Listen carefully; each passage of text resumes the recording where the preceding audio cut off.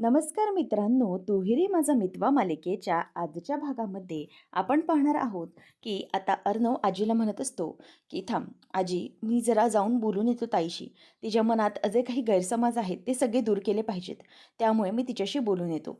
अर्णव उठून चाललेलाच असतो. तोपर्यंत आजी थांबवते आणि म्हणते, एक मिनिट थांब चिंटू, आता तू अजिबात जाऊ नकोस. ईश्वरी पण त्याला थांबवते आणि आजी म्हणते की चिंटू, त्याचं काय ना, आता अंजलीच्या मनामध्ये खूप जास्त गैरसमज आहेत. किती काही झालं तरीही ते इतके सहजासहजी मिटवता येणार नाहीत. हां, आपल्याला असं म्हणता येणार नाही की अंजली ही प्रॉपर्टीसाठी हे सगळं करते. परंतु अंजलीचा मूळ स्वभाव तसा नाही आहे.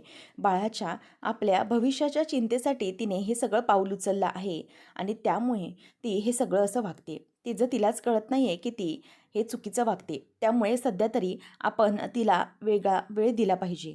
तिला जे काही वाटतंय हे सगळं चुकीचं आहे हे तिला समजलं पाहिजे. त्यासाठी आपण तिला एक वेळ दिला पाहिजे. ते सगळं झाल्यानंतर सगळं व्यवस्थित होईल. फक्त आता काही वेळ देऊया आपण. तो म्हणतो की आजी, पण ताई आता बाहेर आहे. रागाच्या भरात तर जे कुठे निघून गेली तर आपण काय करणार आहोत? आजी म्हणते की नको काळजी करूस चिंतू. तिला आपल्या बाळाची काळजी आहे. तिच्या बाळाची तिला चिंता असल्यामुळे ती अशी कुठूनही तडकाफडकी निघून जाणार नाही. त्यामुळे ती थांबेल. तू नको काळजी करूस. तेव्हा अर्णव म्हणतो की खरंच ना ती थांबेल? तेव्हा आजी म्हणते की हो, नको काळजी करू, ती खरंच थांबणार आहे.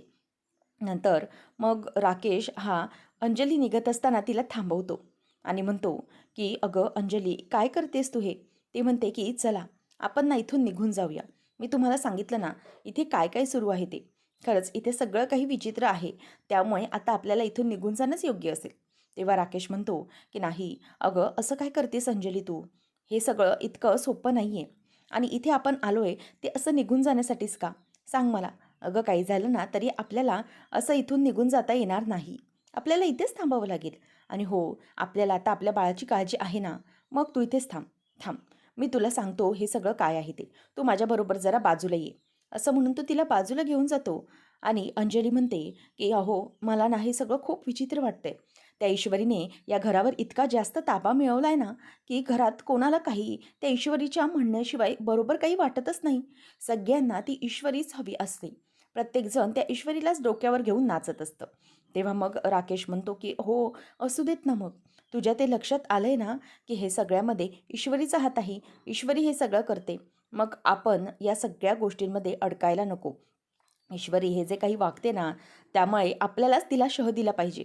तुला बघ, ईश्वरीने सहजासहजी प्रॉपर्टीचे पेपर्सवर सह्या करू दिल्या नाही आहेत ना, मग आपण आपला मार्ग अवलंबायचा. आपण बाकीच्या मार्गाने जायचं. आता फक्त एक गोष्ट लक्षात ठेव अंजली, त्या ईश्वरीने घराचा आणि अर्णवचा सगळ्यांचा ताबा मिळवलाय. अर्णव तिच्याशिवाय काहीच ऐकत नाही, बरोबर? मग जर उद्या जाऊन आपण इथून घर सोडून निघून गेलो, तर मग या घरच्यांचं आणि अर्णवचं काय गं? अर्णव सहजासहजी तिच्या प्रत्येक बोलण्यात येतो. मग काय करणार आहे तो? सांग मला. असं काही झालं ना, तर आपल्याला अर्णवसोबत राहणं खूप गरजेचं आहे. अर्णवचे डोळे हे आपल्याला उघडायचे आहेत अंजली.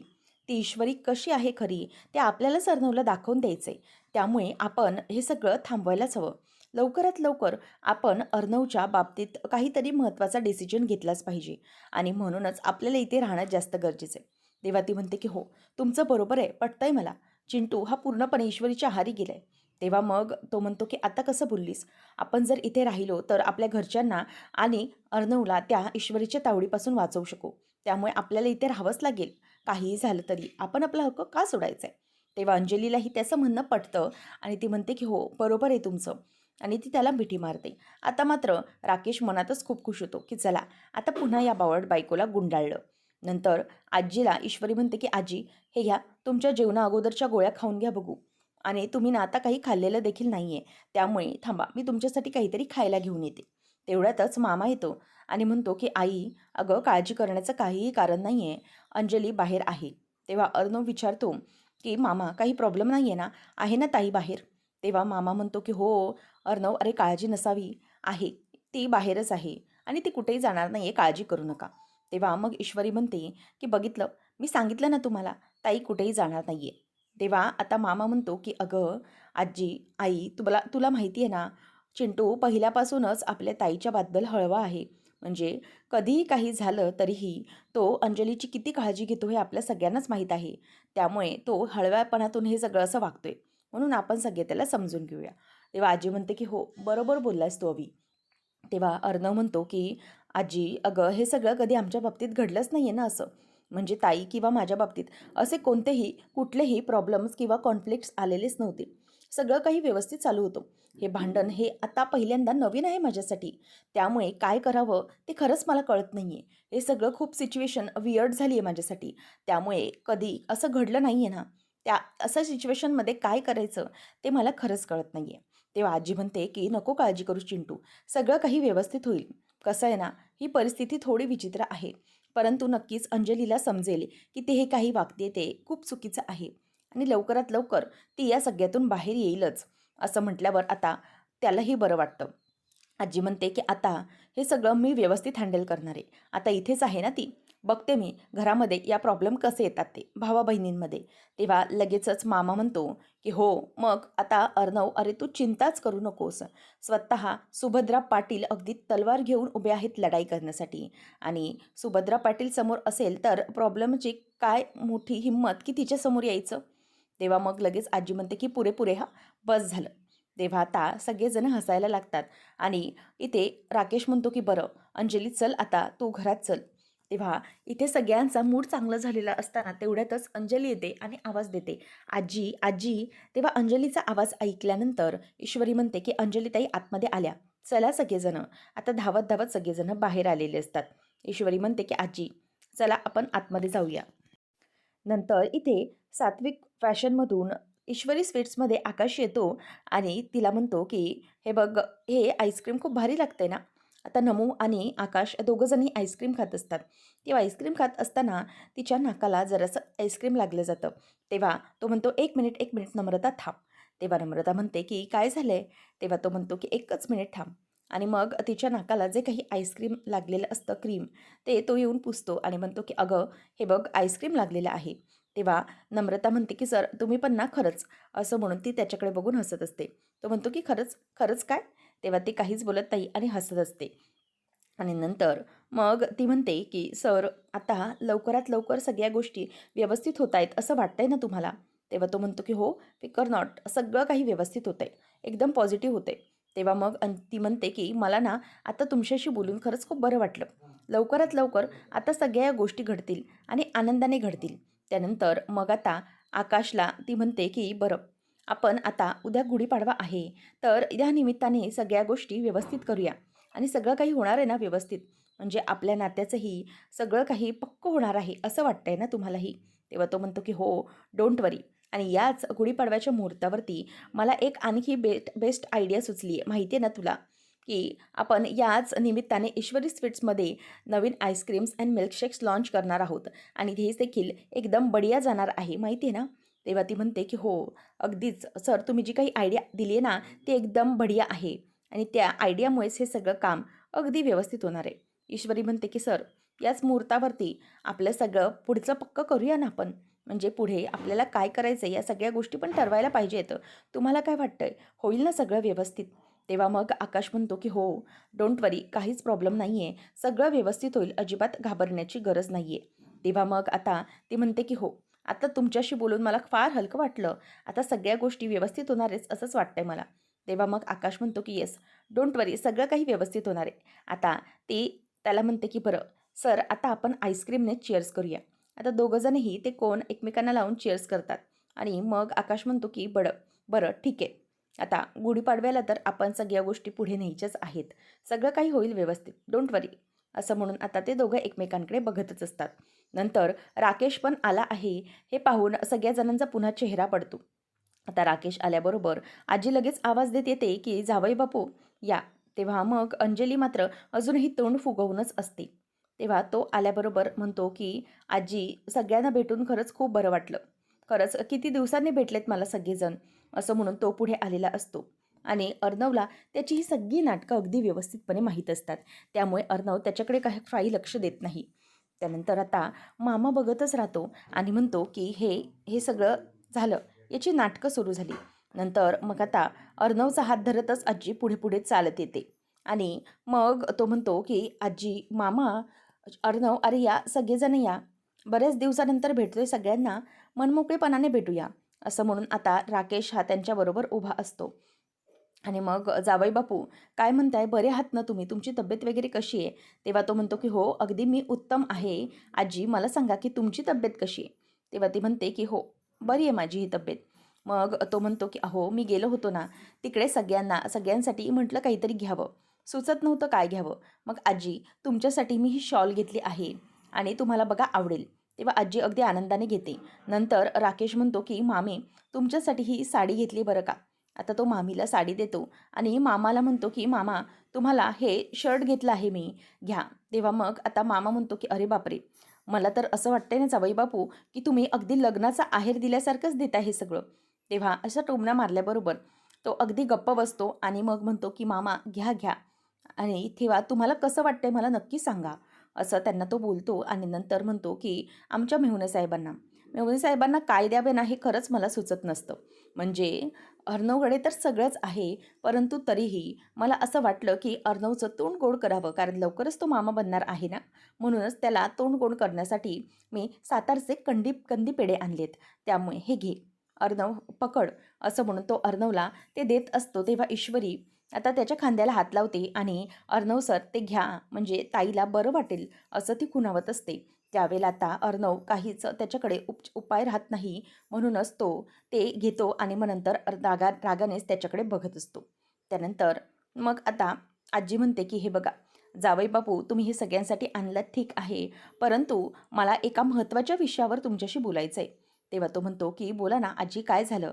तेव्हा मग आता आजी म्हणते की तुम्ही गेल्यानंतर इथे भरपूर काही गोष्टी घडून गेल्यात. अंजलीला या सगळ्या प्रॉपर्टीमधला हिस्सा हवा आहे असं ती म्हणते. ती बहीण म्हणून या घरातला हिस्सा मागते. मला खरंच सांगा की या घरातल्यांचं प्रेम हे इकडच्या प्रॉपर्टीच्या हिश्श्यामध्ये मोजण्यासारखं आहे का हो? म्हणजे हे सगळं तिने का केलंय? तुम्हाला माहिती आहे का हे सगळं? तेव्हा राकेश मुद्दाम नाटक दाखवत म्हणतो की काय? मला काय हे काय ऐकतोय अंजली मी? आजी काय म्हणतेय की तू प्रॉपर्टीमधले हिस्से मागितलंस? हे सगळं करण्याची काय गरज होती अंजली तुला? अगं, हे सगळं का वागतेस तू? तेव्हा अंजली त्याच्याकडे बघत राहते. कारण की अंजलीला माहीत आहे, राकेशने तिला सांगितलंय की मी जसं वागेन ना, मी जसं बोलेन त्यालाच होला हो करायचंय, बाकी काही नाही. नंतर मग तो म्हणतो की नाही, नाही, अंजली हे खरंच खूप चुकीचं आहे. अगं, या घरातल्यांचं तुझ्यावर किती प्रेम आहे, आपल्यावर किती प्रेम आहे आणि हे सगळं प्रेम या हिस्स्यात मोजण्यासारखं वाटतं काय गं तुला? या आजीने, मामाने, मामीने, अर्णवने आणि सगळ्यांनी किती प्रेम केलंय तुझ्यावर. मग तू तू असं का वागतेस त्यांच्याबरोबर?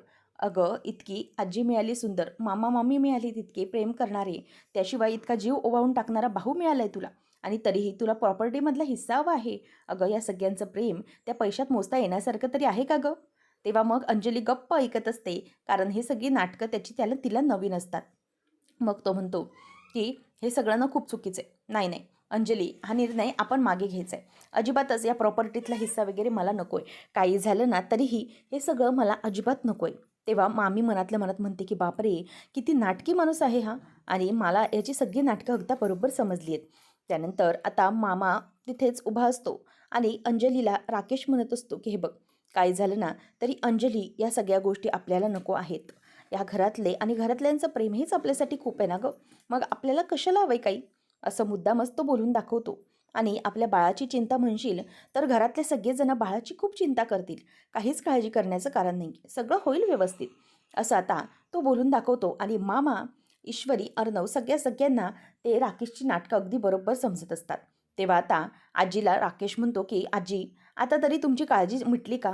बघा, तुमच्यासमोरच अंजलीला मी चांगलं झापलंय की नाही? आता बोला, तुम्हाला काय चिंता आहे? तेव्हा मग आजी म्हणते की नाही, आता कसलीही चिंता नाही आहे मला. खरंच खूप बरं वाटलं हे ऐकून की तुम्हाला प्रॉपर्टीमध्ये काहीही इंटरेस्ट नाही आहे. तेव्हा तो म्हणतो की अहो, कसं असेल, सगळं घर एकत्र आहे आपलं, आपण सगळे एक आहोत. कितीही वाद झाले तरी आपल्यातलं प्रेम संपणार आहे का?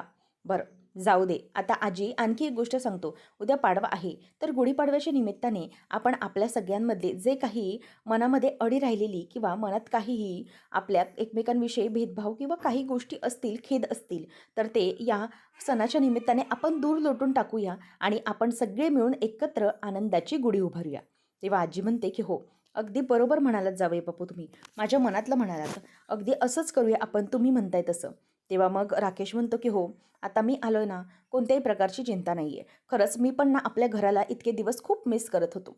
पण काय करणार, शेवटी माझं काम तर संपलं नाहीच, परंतु म्हटलं, की सारखी-सारखी ही मला फोन करून बोलवत होती अंजली, की "लवकर या, इथे प्रॉब्लेम झालाय."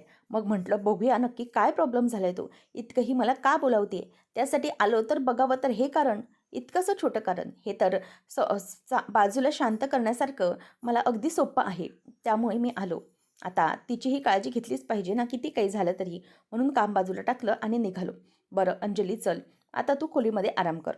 तेव्हा मग अंजली म्हणते, की "तुम्हाला आता चालेल तर कॉफी बनवून देते." मग तो म्हणतो, की "नको, नको. राहू दे. उलट तू आराम कर. मी आलोय ना बऱ्याच दिवसानंतर, तर मी बनवतो कॉफी. चल तू आराम कर." असं म्हणून अंजलीला तो आता घेऊन जातो आणि मामा, अर्णव, ईश्वरी सगळेजण त्याची नाटके बघत असतात, की तो कुठल्या थराला जाऊन चुकीचं आणि नाटकी वागतोय. तर आजीला मात्र अजूनही राकेशचा अभिमानच वाटत असतो, कारण आजीला त्याच्याबद्दल काहीही माहीत नसतं. आता सगळेजण निघून जातात आपापल्या रूममध्ये आणि अर्णव पण रागाने त्याच्या रूममध्ये निघून जातो. ईश्वरी तिथेच उभी असते, कारण की राकेशची ही जी काही नाटकं असतात, ती नाटकं तिने अगदी व्यवस्थितपणे ओळखलेली असतात. मामी आता ईश्वरीजवळ येते आणि म्हणते, की "काय गं ईश्वरी, तू जावई बापूंच्या विरोधात 48 तासांमध्ये पुरावे मिळवणार होतीस. पण इथे तर दिसतंय, की जावई बापूंना प्रॉपर्टीमध्ये जराही इंटरेस्ट नाहीये. मग हे पुरावे तू मिळवणार तरी कशी आहेस?" "बापरे! बघ बाबा आता काय करायचं ते. बोलून तर बसली आहेस." असं म्हणून वल्लरी मुद्दामच ईश्वरीला ओकसवते आणि तिथून निघून जाते. आता ईश्वरीलाही थोडं टेन्शन आलेलं असतं. राकेश हा फ्रेश होऊन बाहेर येतो आणि त्याला आता टेन्शन येत असतं, पुढच्या पैशांचं कसं काय करायचं आहे ते. ईश्वरी आता पुढचे विचार करायला लागते. राकेशला तेवढ्यातच बाहेर आल्यानंतर दादाचा कॉल येतो. आता त्याचा कॉल आल्यानंतर लांबूनच अर्णव ऐकत असतो. आता तो म्हणतो, की "बोला दादा, काय झालं?" तेव्हा दादा म्हणतो, की "काय रे, मी तुला सांगितलं होतं पुढचे पैसे लवकरात लवकर मला द्यायचेत. तर कधी देणार आहेस माझे पुढचे पैसे तू?" तेव्हा तो म्हणतो, की "हो दादा, काळजी करू नका. देतो मी तुमचे पैसे सगळे देणार आहे. आता इथपर्यंत तरी दिलेत ना, पुढे पण देईन मी." तेव्हा तो म्हणतो, की "पुढचं मला काही सांगू नको. मला आत्ताचं सांग. आत्ताचे लवकरात लवकर मला पैसे हवे आहेत." समजलं, किती काही झालं तरीही. आणि येत्या 2 ते 3 दिवसामध्ये जर मला पैसे मिळाले नाही, तर बघ मी काय करतो. आता मात्र अर्णव मागून येत असतो आणि राकेशला टेन्शन आलेलं असतं. तो म्हणतो, की "आता काय करू मी? आता हे उरलेले जे पैसे आहेत, ते कसे मिळवायचे?" तेवढ्यातच अर्णव येतो आणि म्हणतो, की "हे काय? जीजू, अजून चेहऱ्यावर इतकं टेन्शन का दिसतंय तुमच्या? मगाशी तर तुम्ही अगदी आनंदात होतात." आणि हे काय घड्याळात बघून तो म्हणतो, की "अजूनही 12 तर वाजलेले नाहीये, पण तुमच्या चेहऱ्यावर का 12 वाजले आहेत?" तेव्हा राकेश म्हणतो, की "अरे, तसं काहीच नाहीये. तसं काय आहे ना चिंटू, तू तुझी काळजी कर आता. बघितलंस ना, सगळी सिच्युएशन कशी एकहाती फिरवून टाकली ते मी." मग त्यानंतर अर्णव म्हणतो, की "तुला माहिती नाहीये. तुला वाटत असेल, की तू सगळ्यात सोपं काम करतोयस, परंतु हे सगळं कितपत जाणार आहे तुला माहीत नाहीये." तेव्हा मग आता राकेश म्हणतो, की "हो, शोध ना. माझ्या विरोधात पुरावे शोधायचेत ना तुला आणि तुझ्या बायकोला." तेव्हा मग तुम्ही काय करणार आहात रे नेमकं असं? जरा मला वे ऑफ प्लॅन तर सांगा, म्हणजे तसं मला राहायला व्यवस्थित पकडायला नको म्हणून. तेव्हा अर्णव म्हणतो, की "घाबरलास ना तू आणि घाबरायलाच हवं. आता सगळ्यात जास्त तुला कशाची गरज आहे माहिती आहे का? घर जावई, की तू आता देवाकडे प्रार्थना करायची. या सगळ्यातून कसं वाचायचं ना, याबद्दल तू देवाकडे प्रार्थना कर. बस एवढंच काय ते तुझ्या हातामध्ये आहे." तेव्हा मग लगेच राकेश म्हणतो, की "अरे बापरे! इतकं मोठं-मोठं बोलतोयस तू. मला तर ना आता भीती वाटायला लागली. बापरे! चिंटूकल्या, तुझा हा अवतार पाहून आणि द ग्रेट चिंटू, अर्णवराजे शिर्के याची धमकी ऐकून माझी तर तंतरली बाबा. हो, हो, हो." असं म्हणून तो घाबरायला लागतो आणि तिथून हसत-हसतच त्याला डोळ्या मारून निघून जातो. नंतर मग अर्णव मनातच विचार करतो, की काही झालं तरीही या राकेशला ट्रॅपमध्ये चांगलाच अडकवलं पाहिजे.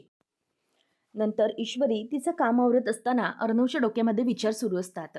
काय करू, काय नाही आणि या राकेशला आता कसं अडकवायचंय? कारण किती काही झालं तरीही तो त्याचे प्लॅन्स अगदी व्यवस्थित करतो. त्यामुळे मग ईश्वरीचं लक्ष हे अर्णवकडे जातं. तो चालत-चालत सारखा-सारखा डोक्याला हात लावत असतो. ईश्वरी म्हणते, की "काय झालंय यांचं नेमकं?" ईश्वरी त्याच्याजवळ येऊन विचारते, की "अर्णव सर, हे काय झालंय? आणि तुम्ही असा डोक्याला का बरं हात लावलाय?" अर्णव म्हणतो, की "नाही, ते जरा माझं डोकं दुखत होतं म्हणून." ईश्वरी म्हणते, की "का नक्की काय झालंय? तो राकेश परत आलाय म्हणून?" तेव्हा मग अर्णव पुढे काहीच बोलत नाही. ईश्वरी म्हणते, की "ठीक आहे. आत्ता माझ्या लक्षात आलं. तुमचं डोकं दुखतंय ना? चला, मी ना तुमचं डोकं चेपून देते. म्हणजे ना तुम्हाला अगदी मस्त वाटेल आणि फ्रेश वाटेल. सगळ्या गोष्टी पुन्हा नव्याने विचार करू शकाल." तेव्हा मग तो म्हणतो, की "नको, नको. त्याची काहीच गरज नाहीये. ठीक आहे मी." एवढं काहीच नाही आहे. तेव्हा ईश्वरी म्हणते की "हो सर, तुम्ही अगदी डोकं चेपून तरी बघा. मग बघा तुमचं हे सिरदर्द ना असं कायमचं दूर छूमंतर होऊन जाईल. बघा तुम्ही." तेव्हा मग अर्णव म्हणतो की "अच्छा, मी तर हे पहिल्यांदाच ऐकतोय की स्वतःच सिरदर्द असलेली व्यक्तीने सिरदर्द दाबल्यावर खरंच डोकं जाईल का निघून?" तेव्हा मग ती म्हणते की "इतकं डोकं दुखतंय, इतका त्रास होतोय, तरी पण टोमणे मारण्याची सवय काही जात नाहीये." तेव्हा तो म्हणतो की "हो, मला नकोय. मी सांगितलं ना तुला." ईश्वरी म्हणते की "अहो सर, तुम्ही बसा इथे, पटकनी बसा." अर्णव ऐकतच नसतो. ती म्हणते की "बसा, बसा इथे." तर ती त्याला धरून आता खाली बसवते आणि म्हणते की "इथे 2 मिनिटं बसा, मी आले पटकनी." असं म्हणून ती आता तेलाची वाटी घेऊन येते आणि अर्णवला खाली बसवते. तेव्हा आता अर्णव म्हणतो की "हो, हो, बसलोय मी, बसलोय." आणि मग ईश्वरी आता त्याच्या डोक्याला तेल लावायला लागते आणि इतक्या जोरजोरात डोकं दाबत असते की अर्णवला आणखी त्रास होत असतो. अर्णव म्हणतो की "1 मिनिट मिस इंदोर, अगं जरा स्लो स्लो कर, किती जोरजोरात दाबतेस तू." तेव्हा ती म्हणते की "हो, थांबा, मी माझ्या पद्धतीने दाबते ना डोकं, जरा थांबा, वाटेल तुम्हाला बरं." तेव्हा ती अगदी जोरजोरात डोकं दाबत देत असताना अर्णव म्हणतो, "1 मिनिट मिस इंदोर, अगं तुला मी म्हणालो की प्रेशर कमी कर, तू किती जोरजोरात डोकं दाबतेस." तेव्हा मग ती म्हणते की "सर, हे काय चाललंय काय तुमचं?" पण अर्णव आता वैतागतो आणि उठूनच उभा राहतो. म्हणतो की "नको, नको डोकं वगैरे चेपून देऊस तू मला." ईश्वरी म्हणते की "सर, अहो असं काय करताय तुम्ही? अहो हे डोकं चेपून दिल्याने तुम्हाला बरं वाटणार आहे, पण तसं काय चाललंय तुमचं? तुम्ही त्यांना एखाद्या लहान मुलाच्या अगदी वर्तन वागताय. बसा खाली." तेव्हा आता ईश्वरी ही त्याला पुढे-पुढे घेऊन डोकं दाबायला म्हणजेच घेऊन बसत असते. अर्णव म्हणतो की "काय? काय चाललंय तुझं मिस इंदोर? तुला एकदा सांगितलेलं कळत नाहीये का? नाही दाबून द्यायचंय मला डोकं." असं म्हणून तो तिच्या पुढे-पुढे अगदी चालत जातो आणि नंतर ईश्वरी तिथेच उभी असते. अर्णव आणि ईश्वरी आता दोघं गप्प झालेले असतात आणि ईश्वरी अर्णव एकमेकांच्या आता डोळ्यामध्ये पाहत असतात. कारण की ईश्वरी हे इतकं सगळं होऊनही सगळ्या गोष्टीत अगदी व्यवस्थितपणे अर्णवला साथ देते, त्याला हँडल करते, हे सगळं आता अर्णवच्या लक्षात आलेलं असतं आणि दोघं एकमेकांकडे बघत असतात.